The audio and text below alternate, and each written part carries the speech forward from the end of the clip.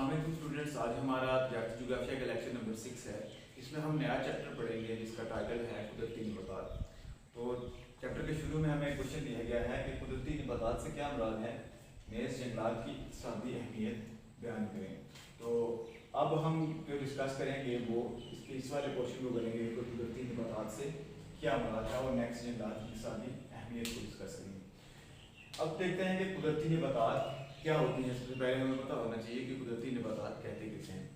तो इसकी जो डिफाइन आपकी बुक में दी गई है वो ये है कि कुदरती नबातात किसी भी इलाके के कुदरती माहौल की मुनासबत से उगने वाली खुदरून नबातात को कहते हैं जिसकी नशो नमा में किसी किस्म का इंसानी अमल दखल नहीं होता। कि वो तमाम नबातात, वो तमाम पौधे, वो तमाम जड़ी बूटियाँ जो कि किसी इलाके में खुद ब खुद उगती हैं, किसी इंसान ने उनकी नशो नमा के लिए कोई एफर्ट नहीं।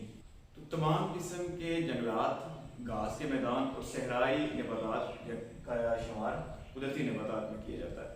तो आगे हमें कुछ जंगलात की इकसाम बयान की गई हैं। दो तरह के जंगलात होते हैं, यानी कि पौधे जितनी तरह के हैं उनसे हमने आगे जंगलात को तकसीम कर दिया है। दो तरह के जंगलात होते हैं, एक है सदाबहार जंगलात और एक हैं बरगरेज जंगलात। सदाबहार जंगलात वो होते हैं जो सारा साल अपने पत्ते कायम रखते हैं, उनके पत्ते सारा साल रहते हैं और इन्हें नशोनुमा के लिए वाफर पानी की जरूरत होती है। इसके बाद हमारे पास बरगरेज जंगलात। बरगरेज जंगलात वो जंगलात होते हैं जो किसी खास मौसम में अपने पत्ते जड़ा दें या फिर पतझड़ जंगलात भी इन्हें कहा जाता है। तो सदाबहार जंगलात को आगे तीन बड़े कैटेगरीज में डिवाइड किया गया है। इस्तवाई सदाबहार जंगलात, ये खत्ते इस्तवा के दाएं और बाएं जानब फैले हुए हैं तो इसलिए इन्हें इस्तवाई सदाबहार जंगलात कहा जाता है।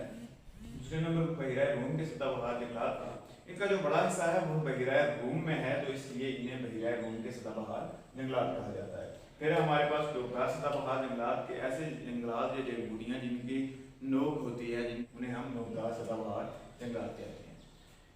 फिर हमारे पास बरगरेज जंगलात के वो जंगलात जो किसी खास मौसम में अपने पत्ते जड़ देते हैं उन्हें कहा जाता है।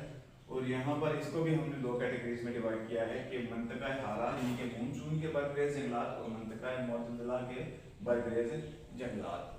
तो ये हमने अभी डिस्कस किया कुदरती नबातात को, जंगलात की इकसाम को। अब हम बुक से रीडिंग करते हैं कि वहाँ पर हमें क्या चीज़ें दी गई हैं और प्रॉपर तरीके से क्वेश्चन की सोल्यूशन की तरफ चलते हैं। तो ये हमारे पास चैप्टर है, चैप्टर नंबर 3, और इसका जो टाइटल है वो है कुदरती नबातात। नबातात पौधों को कहते हैं।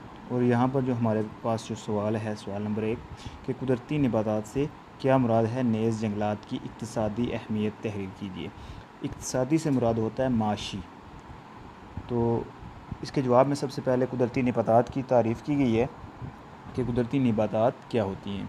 कुदरती नबातात किसी भी इलाके के कुदरती माहौल की मुनासबत से उगने वाली खुदरून नबातात को कहते हैं जिसकी नशो नमा में किसी किस्म का इंसानी अमल दखल नहीं होता। कुदरती माहौल तबई हदोहाल, मिट्टी और आब हवा की मजमूई कैफियत का नाम है। तमाम किस्म के जंगलात, घास और सहराई नबातात का शुमार कुदरती नबातात में होता है। तो इसमें हमें क्या पता चला कि वो पौधे, वो जो नबातात हैं जो कुदरती तौर पर उगती हैं जिसमें इंसान का कोई अमल दखल नहीं होता, हम उन्हें क्या कहते हैं कि ये कुदरती नबातात हैं। उनके जो बड़े होने में किसी किस्म का इंसानी अमल दखल नहीं होता। तो आगे बताया गया है कि कुदरती माहौल क्या होता है कि कुदरती माहौल तबई हदोहाल, मिट्टी और आब हवा की मजमूई कैफियत का नाम है। फिर है तमाम किस्म के जंगलात, घास और सहराई नबातात का शुमार कुदरती नबातात में होता है। आगे हमें जंगलात की इकसाम दी गई हैं। दो बड़ी इकसाम हैं जिनमें से पहले नंबर पर है सदाबहार जंगलात और दूसरे नंबर पर हमारे पास है बरगरेज जंगलात। बर्ग कहते हैं पत्ते को और रेज़ जड़ जाना, यानी कि ऐसे पत्ते जो जड़ जाते हैं उनके जंगलात यहाँ पर हमारे पास मौजूद हैं। सदाबहार जंगलात यानी कि जो जिनके पत्ते सारा साल लगे रहते हैं, वो कभी जड़ते नहीं, उन्हें सदाबहार जंगलात कहते हैं। सदाबहार जंगलात में तीन मज़ीद इकसाम हैं कि इस्तवाई सदाबहार जंगलात, नोकदार सदाबहार जंगलात, बहिरा रूम के सदाबहार जंगलात। और बरगरेज जंगलात की दो बड़ी इकसाम हैं कि मंतका और मोतदला के बरगरेज जंगलात, मानसून खित्ते के बरगरेज जंगलात। तफसील आगे दी गई है कि आज से 11,000 साल कबल ज़राअत के बाकायदा आगाज़ से कबल कुर्रा अर्ज़ का 45% रकबा जंगलात से ढका हुआ था और खुराक के हसूल के वाहिद ज़रिया था। अब कुदरती नबातात इन इलाकों तक महदूद हैं। यहाँ आब हवा या तबई हदोहाल की मुश्किलात के बायस इंसान पहुँच नहीं सकता, जबकि बाकी जंगलात गैर कुदरती जिन्हें इंसान खुद उगाता है। इस वक्त जंगलात का कुल रकबा 3837.6 मिलियन एकड़ यानी कि 25 से 30% है। दुनिया पर जो जंगलात हैं वो 25 से 30% के करीब हैं, जबकि 2015 के आज़ाद शुमार के मुताबिक जंगलात का कुल रकबा 39 मिलियन मुरबा किलोमीटर, जो कि दुनिया की कुल खुश्की के रकबे का 26.19% है। आगे जंगलात की इक्तिसादी माशी अहमियत यानी कि इक्तिसादी माशी को कहते हैं। माशी तौर पर जंगलात क्या किरदार अदा करते हैं, किसी मुल्क की मशीयत में जंगलात क्या किरदार अदा करते हैं। इक्तिसादी माहिरीन के बकौल कोई मुल्क सोने और चांदी के बगैर तो गुजारा कर सकता है, लेकिन जंगलात की दौलत के बगैर गुजारा मुमकिन नहीं है। जर्मन जंगलात को ग्रीन गोल्ड के नाम से मौसूम करते हैं। जंगलात तमद्दनी और इक्तिसादी लिहाज से इंसानी ज़िंदगी पर असरअंदाज होते हैं, जो कि मंदरज झैल हैं और इनकी तफसील हमें मिल गई। जंगलात की अहमियत में पहले नंबर पर हमारे पास जो पॉइंट है वो है इमारती लकड़ी और ईंधन का हसूल, कि जंगलात से इमारती लकड़ी और ईंधन हासिल किया जाता है और ये लकड़ी इमारतों वगैरह में इस्तेमाल की जाती है। दूसरे नंबर पर है हमारे पास सनती हाम माल का हसूल का ज़रिया। फर्नीचर, कागज़, माचिस, चिप, बोर्ड, पलाई, खेलों के सामान, लेड पेंसिल वगैरह की सनतों का इन्हिसार कुल्ली तौर पर लकड़ी पर है। कुल्ली कहते हैं मुकम्मल को। ये जो सनतें हैं ये मुकम्मल तौर पर किस पर डिपेंड कर रही है? जंगलात पर। जंगलात ना होने से ये सनतें मुतासर हो जाएंगी। आगे है हमारे पास ज़री आलात की तैयारी। इंसान हज़ारों साल से ज़री आलात और बार बर्दारी के लिए और तांगे वगैरह लकड़ी से तैयार कर रहा है, यानी कि ज़री आलात भी हमें जंगलात से ही हासिल हो रहे हैं। ज़मीन की ज़रहेज़ी और जंगलात के कटाव से बचाओ। नामियाती मादा ज़मीन की ज़रहेज़ी का वाहिद ज़रिया है जिसके बगैर नबातात की नशोनुमा मुमकिन नहीं है, जबकि नबाताती मादा सिर्फ़ और सिर्फ पौधे ही फ्राहम करते हैं। इसके अलावा ज़मीन की हवा, पानी, बारिशों से होने वाले कटाव से तहफ़्फ़ुज़ फ़राहम करता है, जिससे ज़मीन की ज़रहेज़ी बरकरार रहती है। कि ज़मीन की ज़रहेज़ी और कटाव के से बचाव के लिए जो वाहिद ज़रिया है वो क्या है? जंगलात हैं। इसके बाद है हमारे पास फ़िज़ाई आलूदगी से तहफ़्फ़ुज़। फ़िज़ाई आलूदगी सनती दौर का सबसे बड़ा मसला है। पौधे ऑक्सीजन पैदा करके फ़िज़ाई आलूदगी के ख़िलाफ़ तहफ़्फ़ुज़ फ़राहम करते हैं कि जो हमारी सनत के दौर में, आज के सनत के दौर में जितनी ज़्यादा कार्बन डाइऑक्साइड और दूसरी गैसेस जो हैं वो माहौल को आलूदा कर रही हैं, उसके साथ साथ जो जंगलात हैं वो ऑक्सीजन छोड़कर उनको क्लीन भी कर रहे हैं। उसके बाद है खुशगवार आब व हवा का बायस। जितने ज़्यादा जंगलात होंगे, हवा आब व हवा उतनी ज़्यादा खुशगवार होगी, क्योंकि जंगलात फ़िज़ा में नमी को बढ़ाकर दर्जा हरारत को बढ़ने से रोकते हैं और बारिश का मौजब बनते हैं, जिससे आब व हवा खुशगवार और बारिश पानी की फ़राहमी का ज़रिया बनती है। आगे हमारे पास कुदरती रेशम के हसूल का ज़रिया। कुदरती रेशम के सनत जंगलात की मरहून मिन्नत है, क्योंकि कुदरती रेशम के कीड़े शहतूत के पत्ते खाकर परवरिश पाते हैं और रेशम का धागा तैयार करते हैं। हम जो रेशम के कपड़े पहनते हैं वो रेशम के कीड़े से हासिल किए जाते हैं और रेशम के कीड़ा जो है वो उसकी जो नशोनुमा है वो शहतूत के पत्ते से होती है। तो कुदरती रेशम का हसूल के लिए भी हमें जंगलात की ज़रूरत है।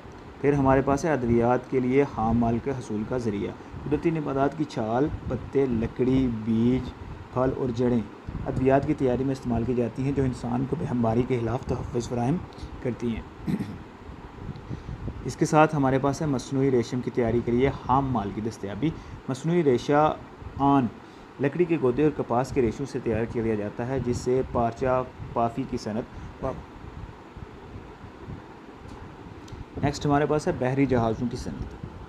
बहरी जहाज़ों की सनत के लिए कश्तियों, बसों, ट्रकों और ट्रांसपोर्ट के दूसरे ज़राए के लिए लकड़ी बुनियादी ज़रूरत है, जो जंगलात से हासिल की जाती है। फिर है हमारे पास जंगली हयात का तहफ़्फ़ुज़। जंगली जानवर, परिंदे और बेशुमार जंगली हयात की ज़िंदगी सिर्फ़ और सिर्फ जंगलात की मरहून मिन्नत है, क्योंकि ये जानवर जो है वो जंगलों में गुजारा करते हैं और वहाँ पर अपनी नशोनुमा पाते हैं। फिर है हमारे पास सैम और थोर का तदराक। आब पास ज़रई ज़मीन जो कि सैम और थोर का शिकार हो जाती है, वहाँ मखसूस नबातात के ज़रिए इनका तदराक किया जा सकता है, जिससे ज़रहेज़ ज़रई ज़मीनों को तहफ़्फ़ुज़ मुमकिन है। सैम और थोर के ज़मीन पर सफ़ेद किस्म के सफ़ूफ नमूदार हो जाते हैं और नमकियात ज़मीन से बाहर निकल कर आती हैं, इसे सैम और थोर कहते हैं और इससे ज़मीन बंजर ज़मीन में तब्दील हो जाती है। तो सैम और थोर से भी तदराक किया जा सकता है जंगलात को लगाकर। फिर हमारे पास कुदरती शिकारगाहों की दस्तयाबी। शिकार से इंसान खुराक, खाने और तफरी हासिल करता है। इसके अलावा जंगलात माहौल को खूबसूरत बनाते हैं और सैर व तफरी का ज़रिया है। फिर हमारे पास है गल्लाबानी के लिए चरागाहों की दस्तयाबी। जंगलात और घास के मैदान जानवरों के लिए खुराक फ्राहम करते हैं, जिससे गल्लाबानी का पेशा वाबस्ता है। आगे हमारे पास चमड़ा साजी और फर्नीचर के लिए हाम माल की दस्तियाबी। कीकर की छाल चमड़ा रंगने के काम आती है, जबकि लाख तारपीन का तेल गंदा बेरोज़ा फर्नीचर की लकड़ी पर पॉलिश के लिए काम में आते हैं। फिर हमारे पास आंधियों और तूफ़ानों से तहफ़्फ़ुज़।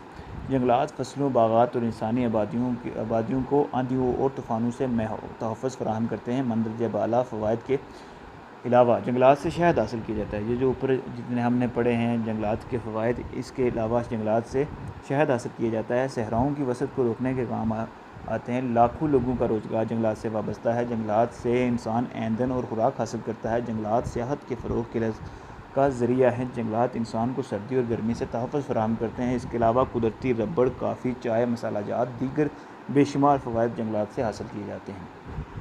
अभी हमने जो डिस्कस किया है ये तमाम पॉइंट्स जंगलात की अहमियत और फ़वाइद को वाज़िया करते हैं कि जंगलात हमारी ज़िंदगी में कितने अहम हैं। तो ये आज का हमारा टॉपिक था कि जंगलात की माशी अहमियत और जंगलात की इकसाम के बारे में। तो नेक्स्ट इंशाल्लाह हम जो इसका क्वेश्चन नंबर 2 है वो पढ़ेंगे कि दुनिया में सदाबहार जंगलात की तकसीम और इनकी इक़्तिसादी माशी अहमियत तहरीर कीजिए। तब तक के लिए अल्लाह हाफ़िज़।